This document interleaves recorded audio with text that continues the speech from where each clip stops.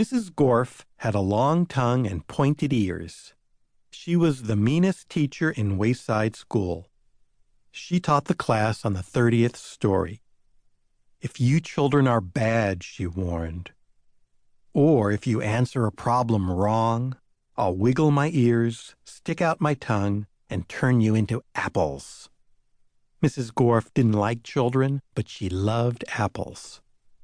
Joe couldn't add. He couldn't even count. But he knew that if he answered a problem wrong, he would be turned into an apple. So he copied from John. He didn't like to cheat, but Mrs. Gorf had never taught him how to add. One day, Mrs. Gorf caught Joe copying John's paper. She wiggled her ears, first her right one, then her left, stuck out her tongue, and turned Joe into an apple. Then she turned John into an apple for letting Joe cheat. "Hey, that isn't fair," said Todd. "John was only trying to help a friend." Mrs. Gorf wiggled her ears, first her right one, then her left, stuck out her tongue, and turned Todd into an apple. "Does anybody else have an opinion?" she asked. Nobody said a word. Mrs. Gorf laughed and placed the 3 apples on her desk. Stephen started to cry. He couldn't help it. He was scared. "I do not allow crying in the classroom," said Mrs. Gorf. She wiggled her ears, first her right one, then her left, stuck out her tongue, and turned Stephen into an apple. For the rest of the day, the children were absolutely quiet, and when they went home, they were too scared even to talk to their parents.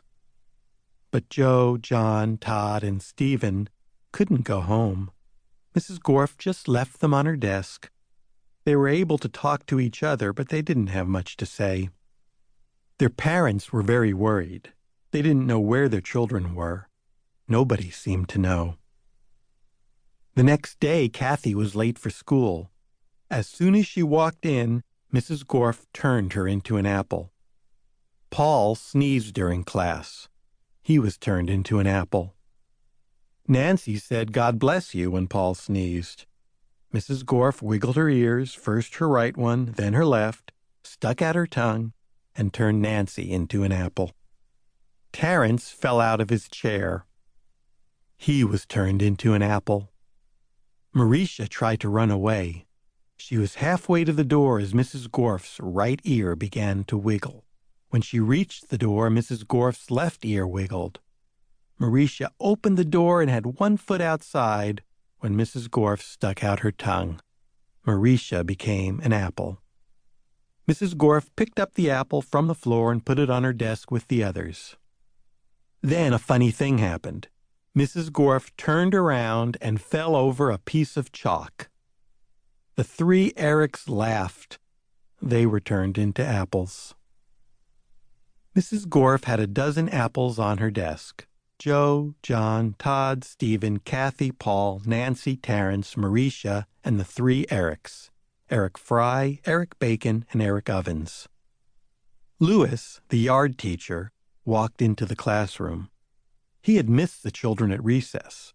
He had heard that Mrs. Gorf was a mean teacher, so he came up to investigate. He saw the 12 apples on Mrs. Gorf's desk. "I must be wrong," he thought. "She must be a good teacher if so many children bring her apples." He walked back down to the playground. The next day, a dozen more children were turned into apples. Louis, the yard teacher, came back into the room. He saw 24 apples on Mrs. Gorf's desk.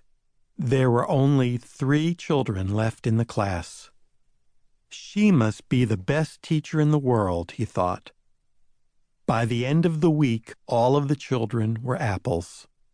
Mrs. Gorf was very happy. "Now I can go home," she said. "I don't have to teach anymore. I won't have to walk up 30 flights of stairs ever again." "You're not going anywhere," shouted Todd.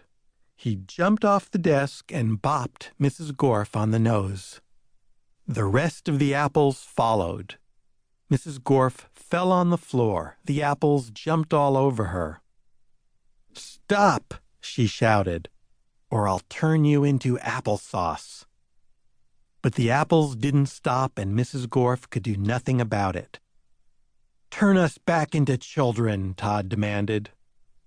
Mrs. Gorf had no choice. She stuck out her tongue, wiggled her ears, this time her left one first, then her right, and turned the apples back into children.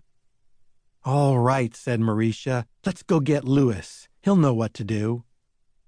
"No!" screamed Mrs. Gorf. "I'll turn you back into apples." She wiggled her ears, first her right one, then her left, and stuck out her tongue. But Jenny held up a mirror, and Mrs. Gorf turned herself into an apple. The children didn't know what to do. They didn't have a teacher. Even though Mrs. Gorf was mean, they didn't think it was right to leave her as an apple. But none of them knew how to wiggle their ears. Louis, the yard teacher, walked in. "Where's Mrs. Gorf?" he asked. Nobody said a word. "Boy, am I hungry," said Louis. "I don't think Mrs. Gorf would mind if I ate this apple. After all, she always has so many."